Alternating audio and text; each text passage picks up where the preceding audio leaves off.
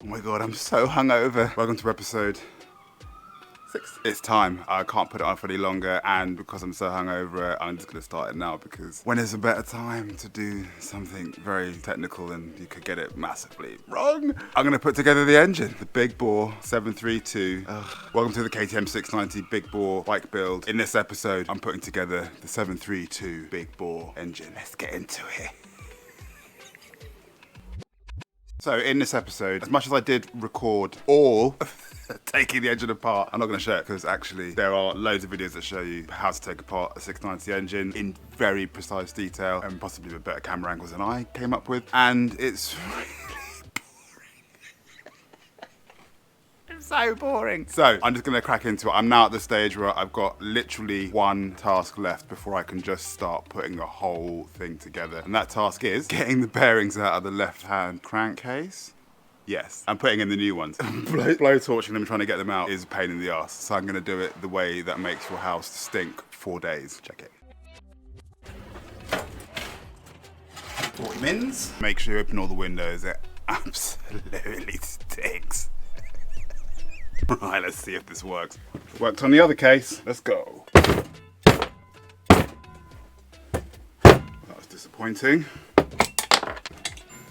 Where's my flat one? There it is.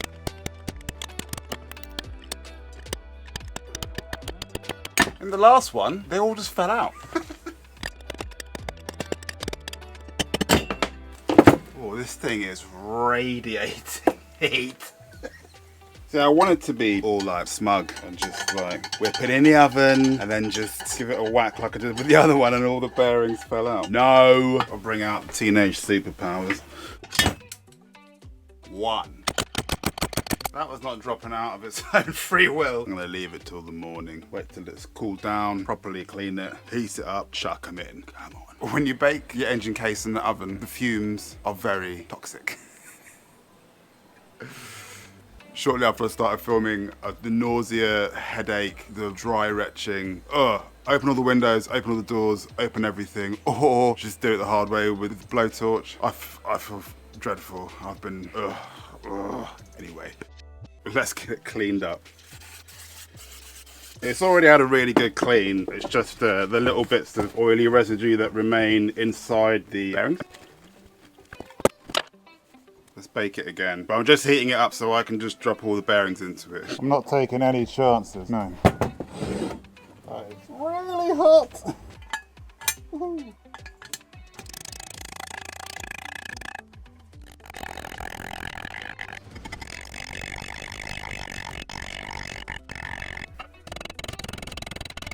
Where's that one?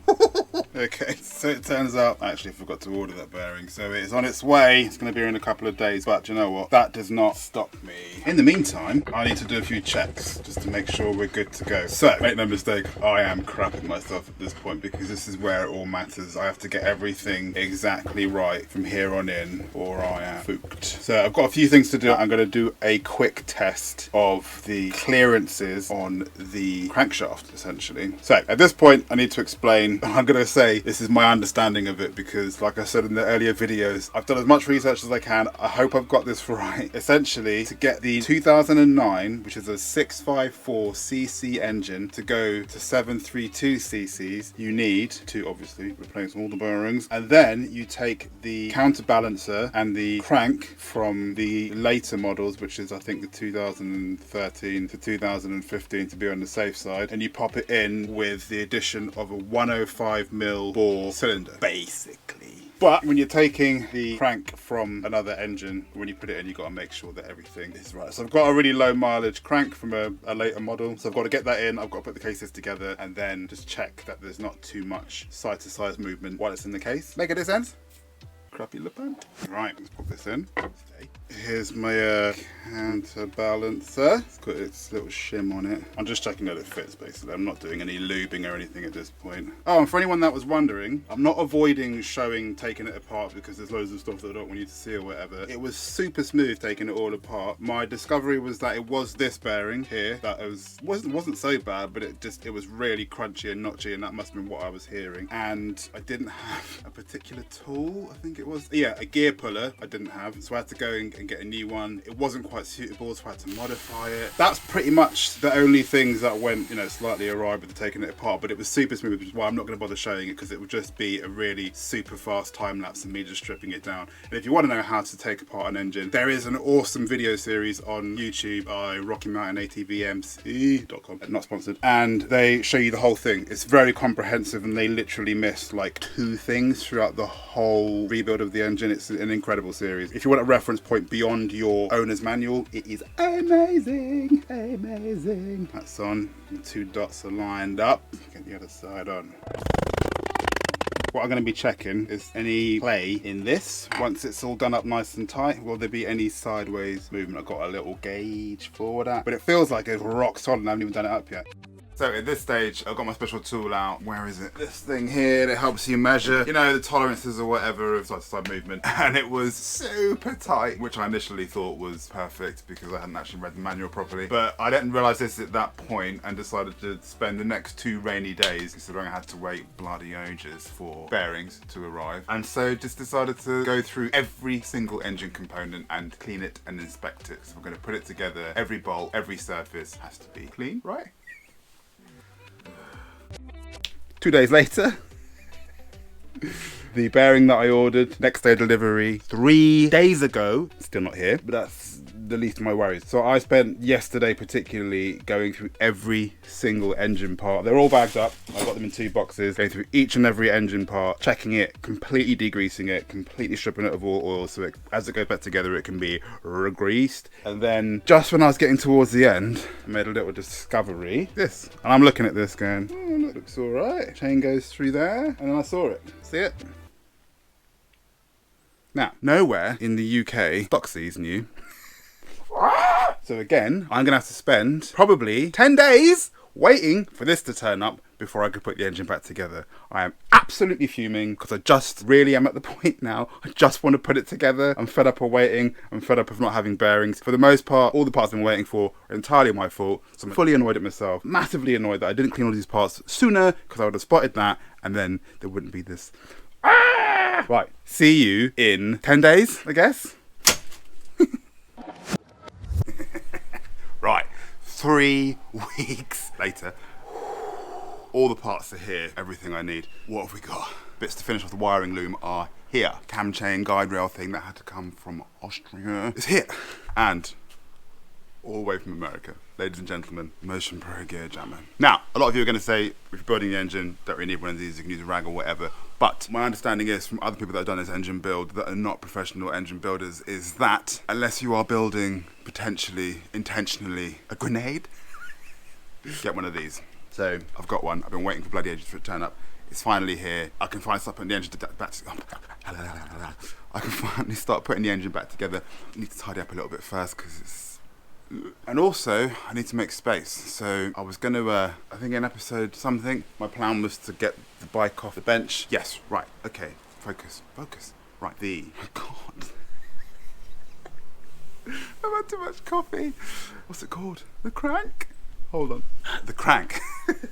Right. These bits, let's call them, came on this Crankcase second hand because I'm not a millionaire. These bits here, I was just gonna put them in because, to be honest, they look fine, but the new bearings that I've put into the engine casings do come with the inner races, that's what they're called. So I need to stop being, you know, I lie in bed worrying about whether or not I'm being a dick for cutting a small corner with this. So I just got to promise myself with the engine build, just with the build generally, no cutting of tiny little corners, no sir. So basically I've got to heat up a special tool, get these things off, get the new ones on before this can even go in the engine. So I need to get the bike off the bench because the bench is what's going to clamp onto this while I use that really hot tool to pull this off. Now, why is it taking so long to get the bike off the bench? Well, let me show you. Let me show you what I've done. I couldn't resist. I couldn't have the bike all like mostly blacked out with some almost hypercolor orange bits and then have, you know, all these silver bits not. What I do, I sent off some more parts to the guys that do the coating. So I've done the footrest hangers blackout. Get in there, come on. I've got a few other bits and bobs done, but now these are here. These are what? The left-hand one is the one that has the side stand on it. So get these on, at least just get the side stand on so I can get it off the bench, so I can put it up. I can stand it up on its own. You probably want to see these up close, right? Hold on. That's the left one. Shiny. I wasn't going to do them, but I couldn't bear the thought of them being silver. It just seemed like such an unfortunate thing to do, with the rest of it looking potentially so awesome. And what else did I do? I did my shift, not my actual gear shift lever, the brake lever by the company formerly known as Shift. Plus I've got the Flexi Touratech. Where is it? That goes in there. So these have all been Cerakoted, not powder coated, because I'd like the coating to actually last this time. The issue with powder coating is that it lasts very well if you're doing off-roady stuff. And that was a nice touch. You know, I managed to avoid the temptation to do the whole thing orange and just went for a little detail, you know? Shut up. Let's get into it. Right, the left side is ready to go on. Just a little tip. KTMs, funnily enough, are not BMWs. So my old side stand, before it was completely snapped by the crash, was quite severely bent because I tried to use my side stand to get a tyre off a rim, which actually just bent the stand itself and the bracket. And so when the bike was hit, it just snapped. Ugh. Right, let's get it on.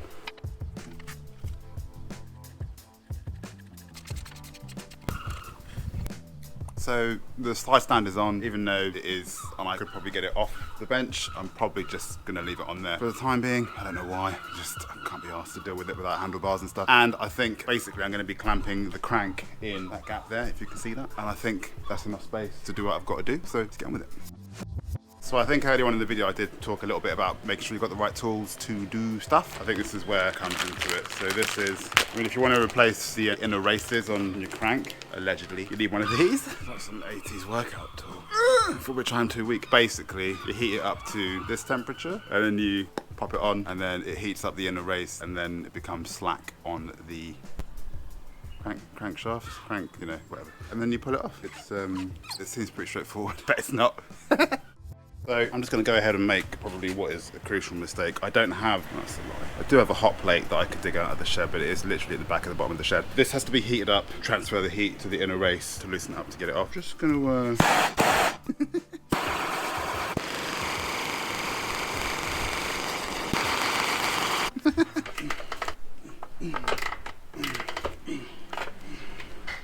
Come on, budge, you bastard.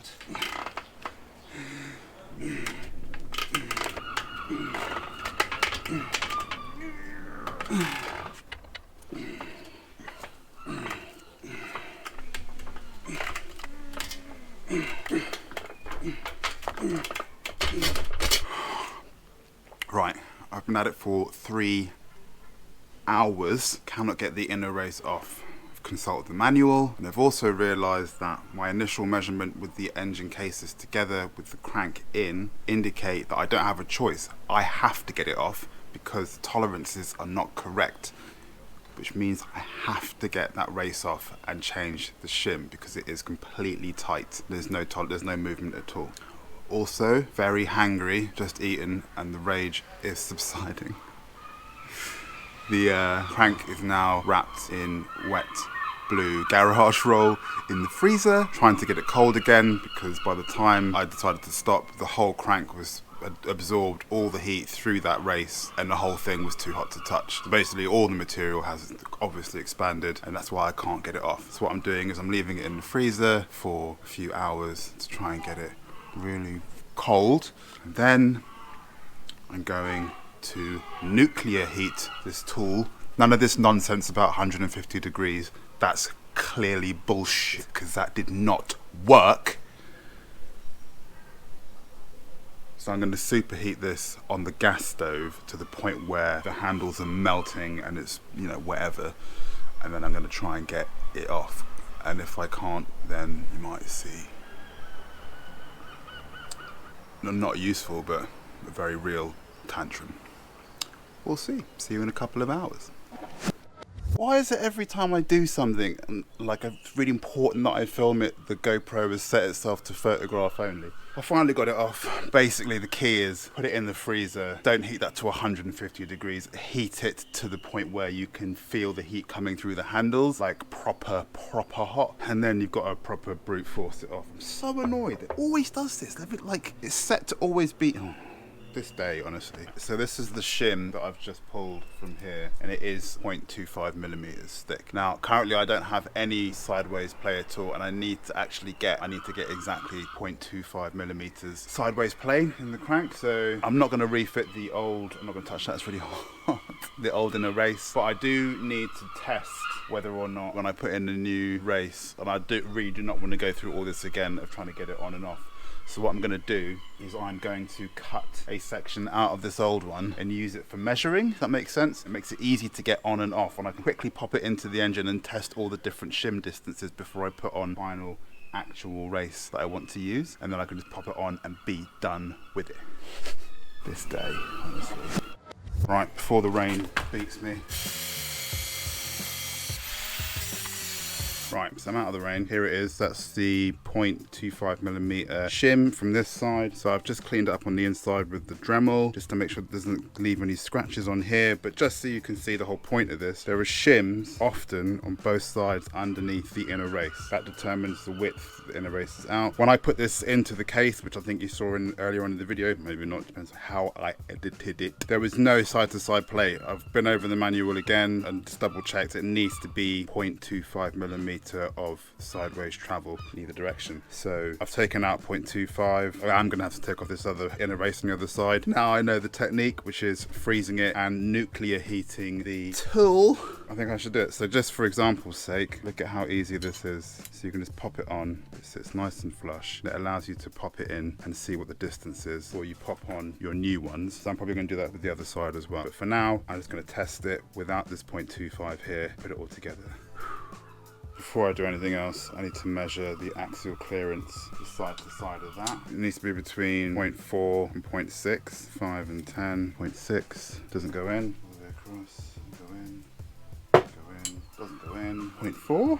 Like, I know this isn't exciting, but this is the stuff that keeps me awake at night. Just what if I didn't measure something properly, and instead of building an engine, I build a grenade? 0.4, that fits just, yeah, so it's between 0.4 and 0.6. That is all good. Right, let's put it together. Dot. Minimum torque. So this is what I had last time, so I overconfidently thought that if it was just solid, that was good. I already can tell that there's absolutely no sideways movement in it, which means that I'm going to have to get that other inner race out and get that shim out from underneath it, see if I can just get it just right. Let's take it apart. I'm not going to make you watch this. I'm going to get that other one out. I'm going to do the same thing to it. Oh my god, it's so cold. Look at it. Right, it's been in the freezer for 3 days and I forgot it was in there. Tool is on the stove. I'm going to get the blowtorch and blowtorch it while it's on the stove as well. It's so cold. It's dry ice coming up. Let's see if this works.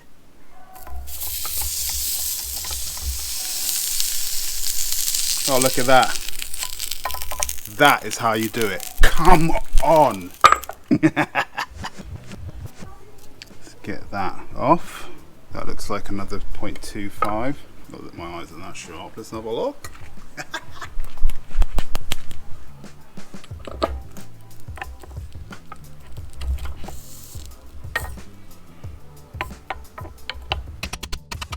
Right, that saves me cutting a slice into it before I check it. Now I just got to get it inside and check the clearance. Alright, it's been on the stove 5 minutes and obviously it's super cold. Look at it.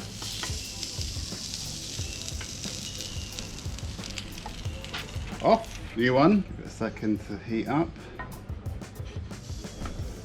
Pop it on. It's got a little ridge on the inside, so if you turn it over, there's no ridge, which means you can heat it up and then it's super flush. Flip it over, getting it nice and hot, and then it should just slide on. Flip it over, have a quick gander. That is flush.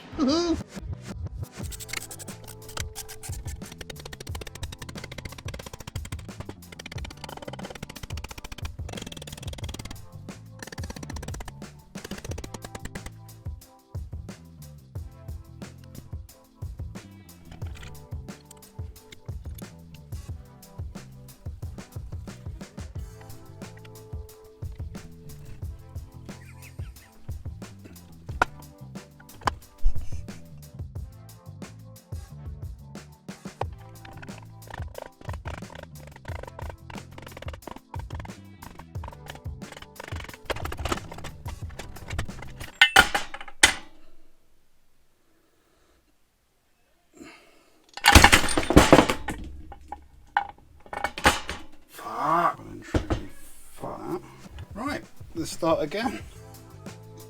Ugh. Right, let's try this again.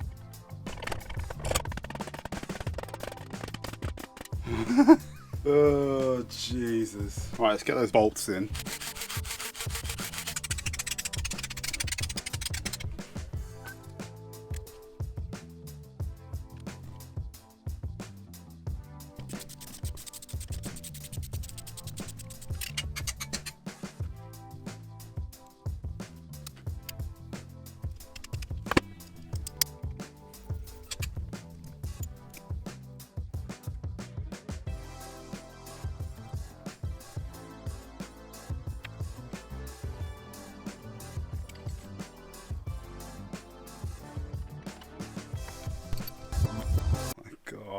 One thing after another. I've just got the clutch out of its bag, and when I went to undo these little things that hold the whole thing together, this is broken. Great. It's going to stop me dead in my tracks. Brilliant! I've got to say, that has really upset me. But let's not let that ruin the day. It's just a minor setback. It means I can finish the engine on Monday, provided there isn't anything else wrong. Terribly upset by that. Terribly upset. Come on, man, get your together. Right, I'm going to get this all as together as it can be without actually putting the actual clutch fully together. So I'm going to go as far as I can with this side, and I'm going to flip it round, and I'm going to do the other side. The reality is I can build the top end. I don't have to do this now. This is going to be a long AF video, but you know. So I've just started like having a look at the clutch, right? It's about to pull out all the discs. What is that? And what is it doing in there? Now that, what is that? What is it doing in there? Where in the, what? Anybody, oh my God. Whatever it is, it's, maybe that's what the real grinding sound was coming from the engine. Anyone? Anyone got any ideas? That is a mystery to me. I've got no idea what that is. Or where the fuck it came from. What is that? I'm so confused. It was wedged in place like someone meant for it to be there. I've never come across, and look at it, it's shaped like it's, I even looked at, like it's going to be on there. I even looked at the parts diagram. What? Anyone know anything about that? PO? I might actually message you and ask you about this. It's mental. That's like a grenade waiting to go off. What? Forward. Come on.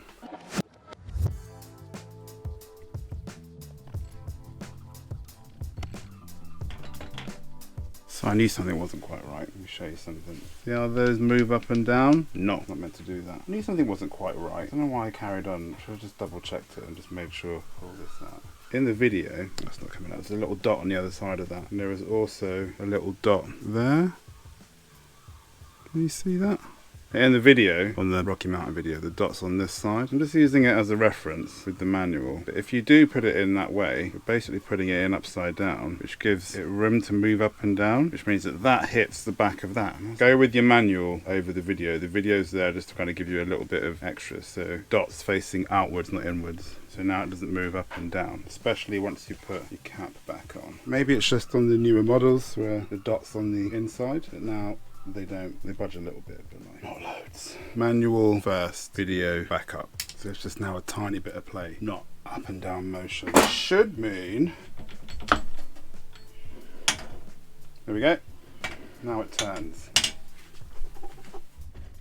That is now done up. That can come off until the new part arrives.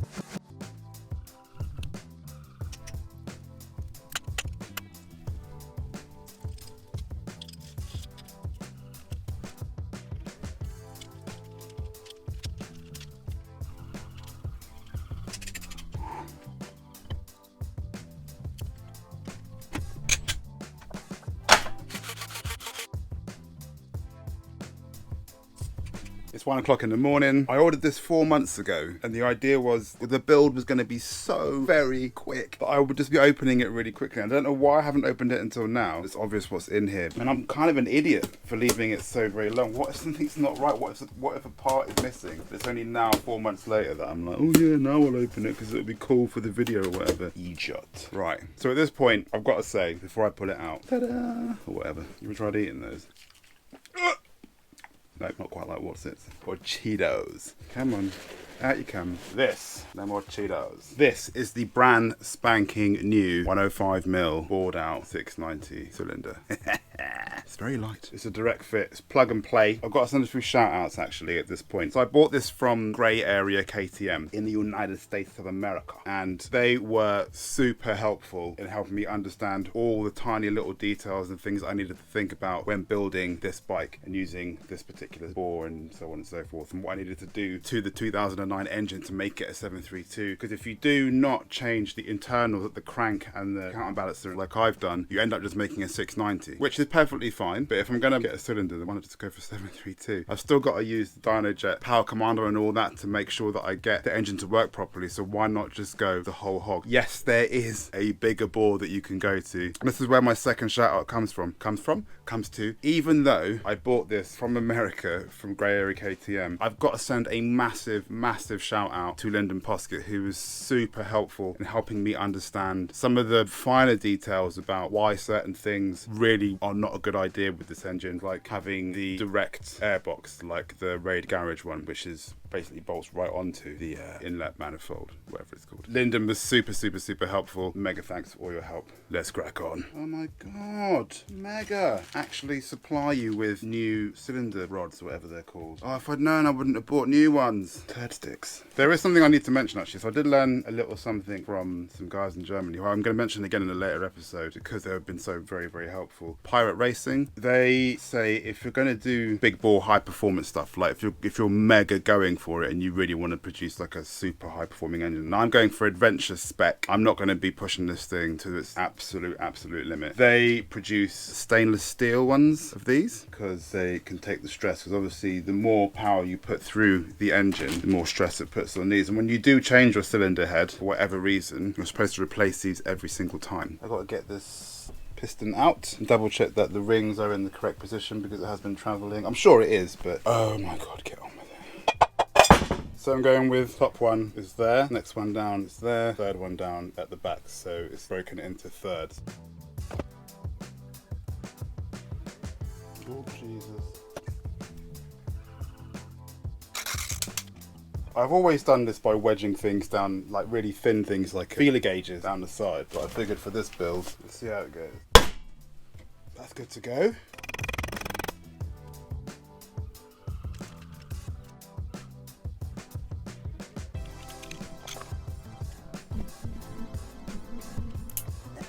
It's seated. Come on. The cylinder head. So when I took the engine apart that evening, I was keen to say I took the whole thing properly apart and I measured the length of the springs, I checked everything for wear, and I cleaned up the valves. This fly. And I did the solvent test, where you pour solvent into here and you fill it up once they're all cleaned out, and you see if any fluid is coming out through there. You can also do like a light test, like in the dark you can put like a torch into it and you can see if any light bleeds out from around the edges or whatever. I didn't do that, I did the fluid test because, you know, what's the saying? Water always finds a way, or fluid always finds a way. Yeah, it's all cleaned up, it's nice and tight, it's nice and sealed. I cleaned off all the carbon on the back side and all on the insides as well, so that's all gone. Also did just like a little tiny bit of porting, where you just get rid of some of the notches and some of the ridges and stuff on the inside. I shouldn't really be doing that because I'm not that level, I don't think. But, you know, notches be notches, so if they're there, they should not be there because they're just kind of casting things, right? Anyway, so now, God, I can't even speak. I can't get the bearings into these, so I'm going to torch it up and then just hammer them home.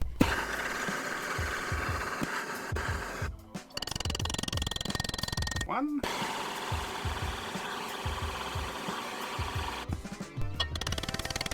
Boom.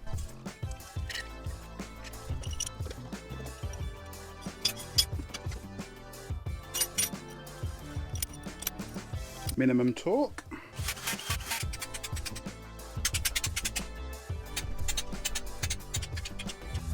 so we're at like a really interesting crossroads. So herein lies the question: stock camshaft or rally camshaft? So you can see on the rally camshaft, the lift duration is longer, so they're wider and they're shorter. I mean, I know what that's like on a 654.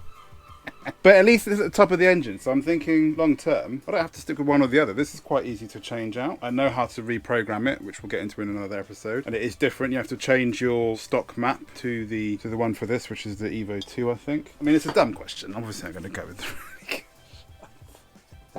Why else would I have bought it? Come now.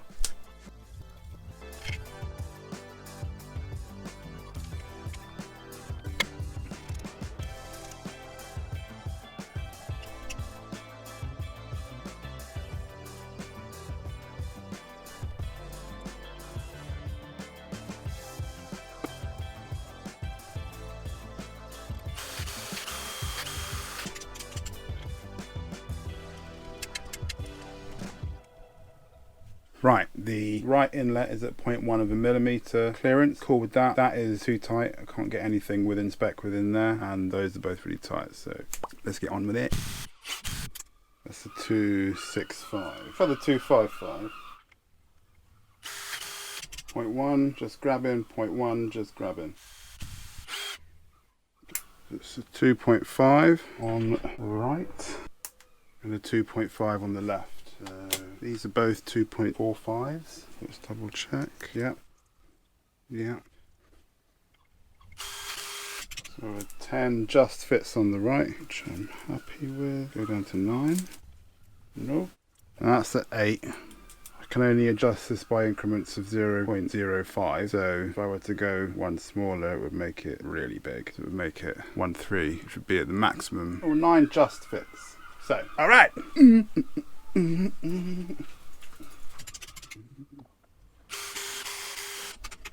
getting really exciting now. Just need the clutch.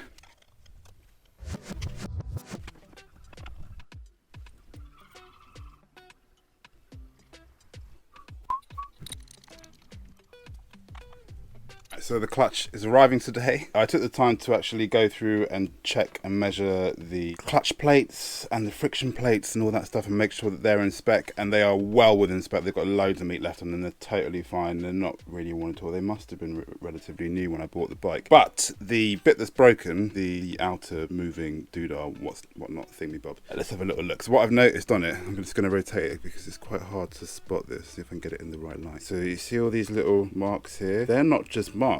Some of them are quite severe indentations, which would explain why, or maybe it would explain sometimes when I'm pulling away, the clutch feels like it's grabbing kind of thing, and then it suddenly releases, even though I'm slowly but surely letting out the thingy. So yeah, this is going to be replaced. And it does say in the manual, you know, check this for wear. I'm guessing this is what it means when it says check this for wear, because those are some quite seriously considerable indentations. So I did go second hand, really nicely wrapped, to do with a bloody good clean.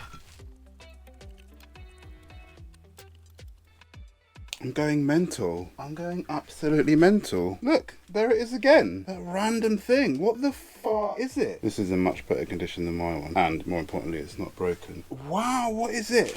Look, there it is. Again, another one. You can see where it's left an indentation. That's so badly spinning me out. What is that? I'm going to have to Google the hit out of that. Now this is the old one from my original clutch, and there it is again. No parts diagram has these anywhere, and they are the same dimensions. Somebody is producing these, but I can't find anything about it or about them online anywhere. Internet, WTF, come on.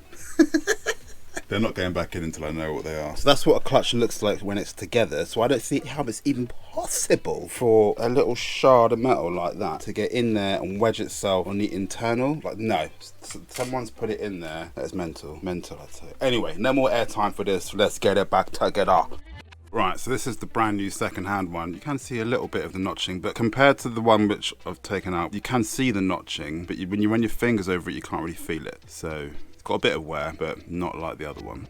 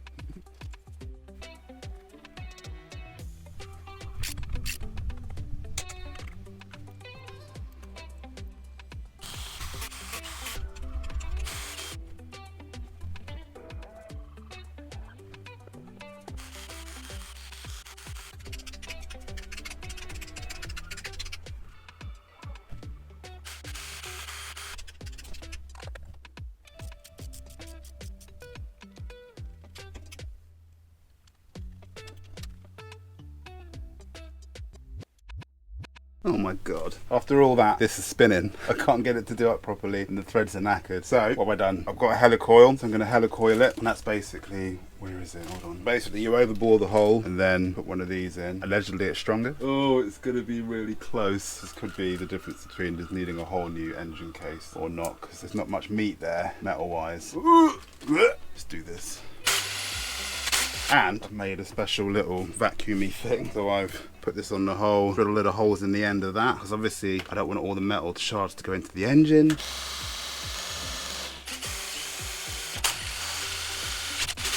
God, there's so much metal in there.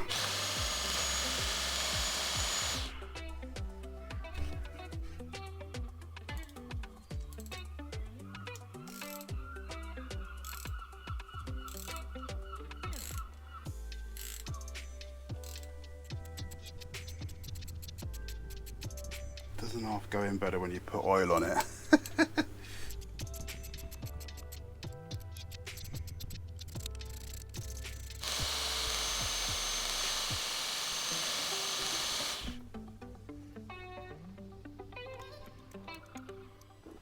That is bloody good.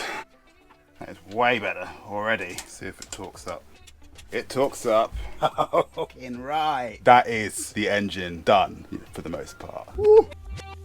Wow, that took forever. 2 and a bit months. Not really counting because I'd go mad if I did. Thanks for watching. Join me in the next one for I don't know what. I've got so many things left to do. There's a lot of small things, a lot of putting it back together in small little stages, recovering the seat, sorting out the electrics, reprogramming it. That's going to be a whole episode by itself. I'm not sure if it's going to be the next one. I don't know. Just join me for the next one. Thanks for watching. Like, subscribe, check out the shop, buy some t-shirts, socks, or whatever. Peace.